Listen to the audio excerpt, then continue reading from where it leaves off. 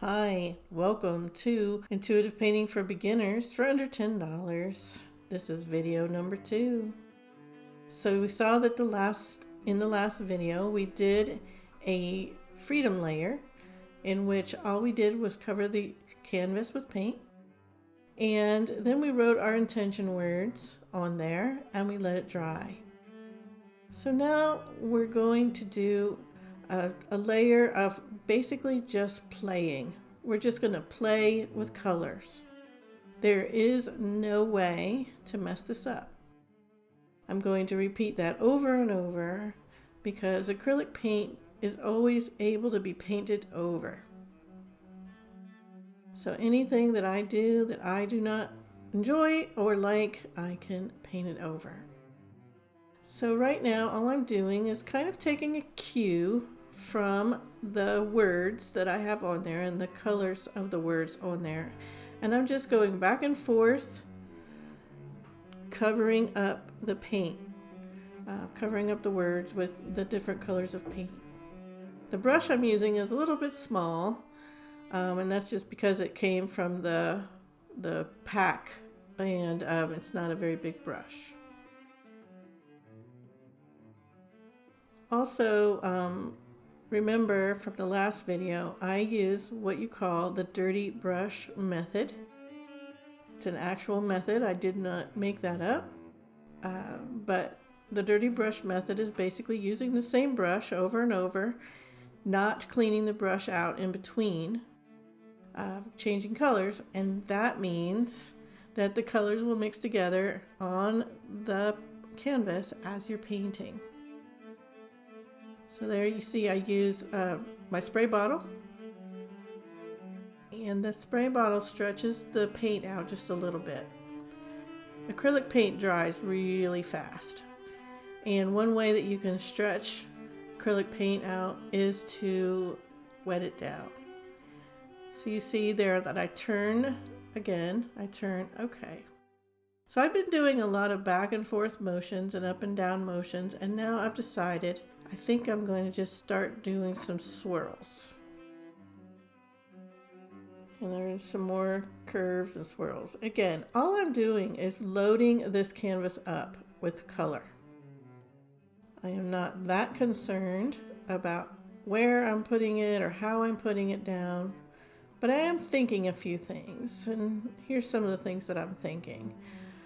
I'm thinking about changing up my strokes a little bit. So I take a curly stroke, and then I'll do a straight stroke. I'll do a curly Q, and then I'll do some crescents or some chevron shapes. And that is just for variety. I just want to change it up. Also, you'll notice that when I put a little bit of paint on my brush, and I'll do like a little bit of yellow, that I don't put the yellow in just one place. I will put the yellow in 2 or 3 places on the canvas, and then when I change color to orange, then I'll take the orange and I'll find 2 or 3 places to put the orange color. And now we move to a teal, and we're going to do the same, just kind of spreading it out. So that's what we're going to do for now. We're just going to keep on covering this up and just keep on going until I feel like we're in a good spot.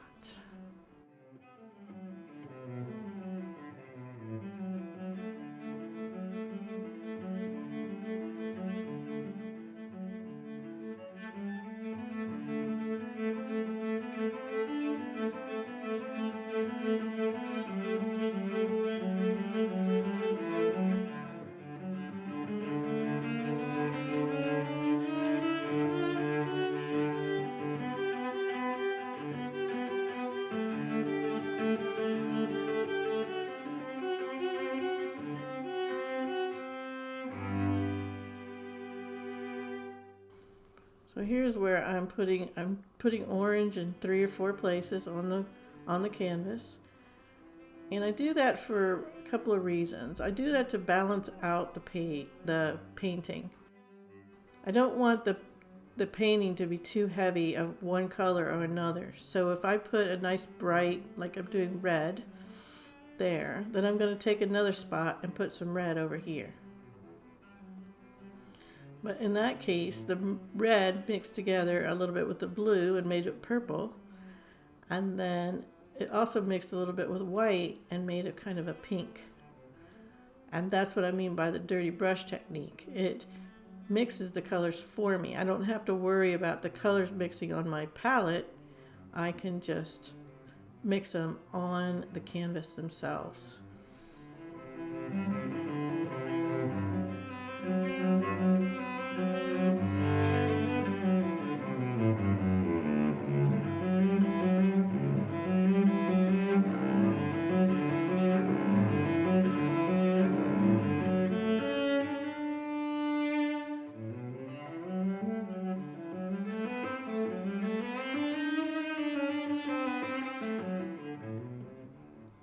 Another thing to keep in mind is if you're using a lot of dark colors, like dark blue, orange, purple, red, you want to change it up and use some light colors. You want to use white and yellow. And then also you want to go all the way to the other extreme and use some black. Make sure you're putting a little bit of black and a little bit of white in every painting. The other thing you want to do is make sure that you're using a variety of sizes. As you can see of my swirls here, I am changing up the size, the direction, the color of all of the swirls because that is how I'm getting variety and balance in this painting. Now I see this is kind of looking like a shell to me. And I'm kind of intrigued by that idea, so I am just going to start going with it. See what happens.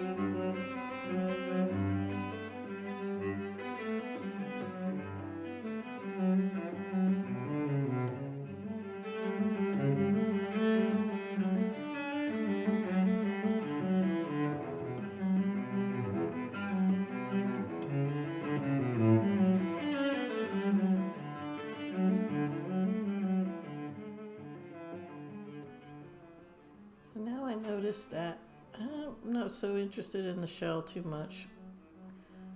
I thought it kind of looks like that hand, that Hamsa hand, the healing hand symbol. And I thought maybe I can make it go that direction. So I'm going to work on that. How that goes.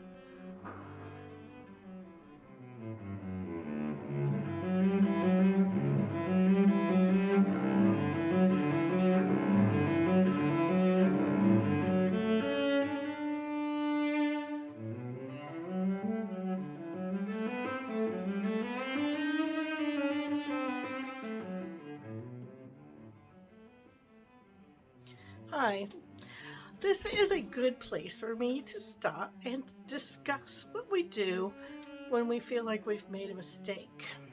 Now, as you can see, I was drawing the Hamsa hands. Looked like it was starting to be a snail, and I wasn't happy with that. And so I decided to make it into like a Hamsa hand or the healing hand. And it just wasn't working for me. And so this is what we do when we make a mistake. We paint over it. The beautiful part about acrylic paint is that you just can't make a mistake. When you feel like you've made a mistake, all you have to do is take some paint, some white paint, and paint over it. Okay? You block that part out and you can start again. So many of us have grown up with this idea that the only people who are artists are people who have inherited some special gene for artistry. Like maybe our teacher or our parent or an aunt or an uncle or a sibling told us that maybe painting just wasn't our thing, art wasn't our thing, or maybe somebody in our family really is an artist. And we thought, well, we just didn't inherit that good artist gene, even if it was something we always wanted to do. Well, I'm here to tell you that acrylic paint cannot be messed up. So what I did when I was looking over the ham sahan that I was starting to make, it was just not working for me. I just didn't really like it. I also felt like the canvas was just too dark, and I just didn't like it. That's all it was. I just didn't like it. And so I just took my white paint and I just went over the whole thing with the white paint and I let it dry. And I don't know if you can tell, but some of the old paint is still showing through a little bit. Some of the spirals that I made are still showing through a little bit to the onto the canvas, and that's okay. In fact, it's good. It creates interest, okay? And the many layers of an acrylic painting is what makes it interesting and unique. So I'm just going to get started again. I still like the basic concept of putting a bunch of different colors on the canvas to give myself a good background. And so I'm going to work again on the background, starting over almost, and seeing how it turns out this time. So again, acrylic paint cannot make a mistake. You just start over. No problem. Okay, because I was not happy with how dark the painting was, I decided to pull out some of the lighter colors now. We'll start. Now, had I just started to paint the light colors over the dark colors without painting the white on there, the light colors would not have come through. So that is one of the things you have to do if you really want to lighten up a painting. Go back to starting with close to a white background again, and then you can lighten it up that way.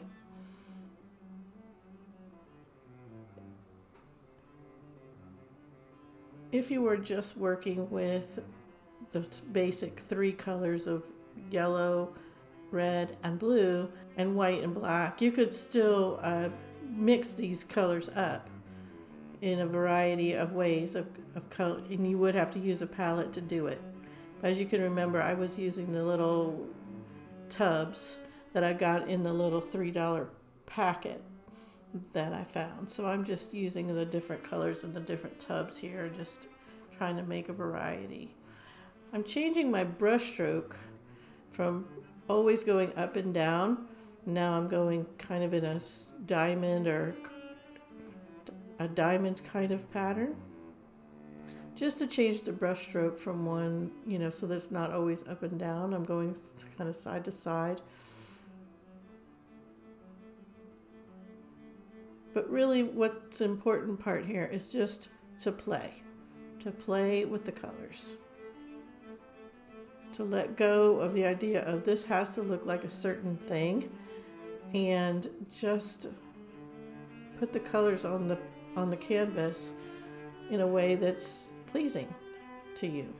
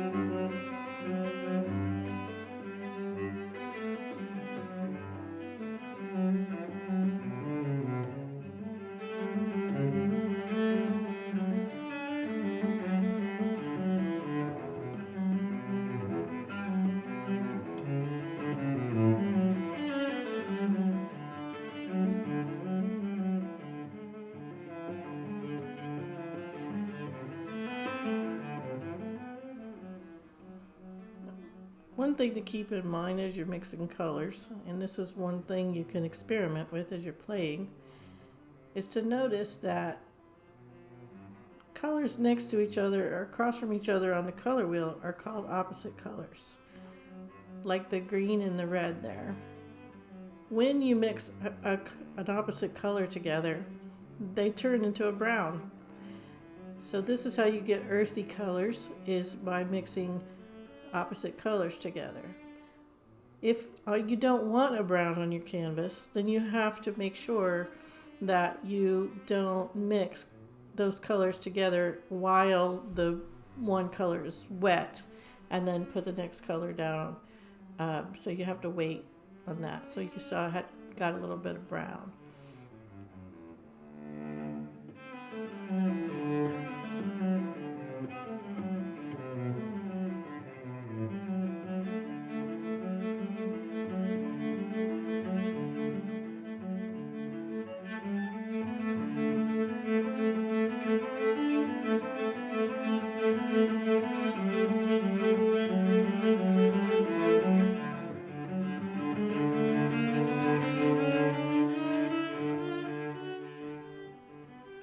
Another thing you've seen me do is you've seen me take like a piece of toilet paper, a piece of paper towel, and just kind of dab it back a little bit when I feel like it's too thick or the wrong colors coming out. I can dab it back and wash it off just a little bit with a wet cloth. So there's lots of variety, and that's the reason why I'm not worried.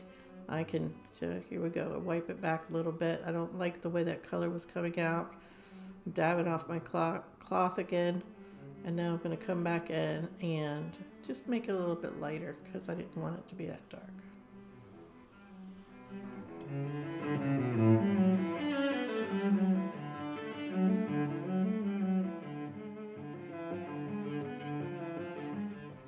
Okay, I think we're at a good place to stop for now.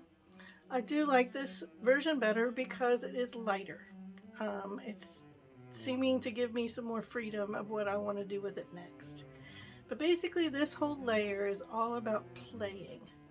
We have already put in our intention words, and even though I went in one direction that I didn't like and I went ahead and covered it up, those intention words are still there, and they're not going anywhere, and I could keep playing with this. And so in this layer I could keep playing, I can keep adding colors, I could make it one color, I could do whatever I wanted. But the idea is to play, to get comfortable in adding colors, in experimenting and trying and discovering what you like, what you don't like, what works, what doesn't work, how the colors mix together. Do you like the colors mixing together in that way? All of those different kind of things are what we're going to play with on this level. At this level, if you wanted to, you could add all kinds of things. You could add shapes. You could add stencils if you had stencils to use. You could add, like I had in the earlier version, I had swirls, and you could add diamonds or squares or any color, anything on here that you found interesting. I think I'm gonna stop for now because I've got an idea of where I want to go next with this painting. And so thinking back on my intention words and thinking about what I want this final painting to look like, that's what you're going to have to come back for the next video. So until now, we've got a great background to work with. Stick with me. One more video and we'll be finished. Okay? Thank you. Bye.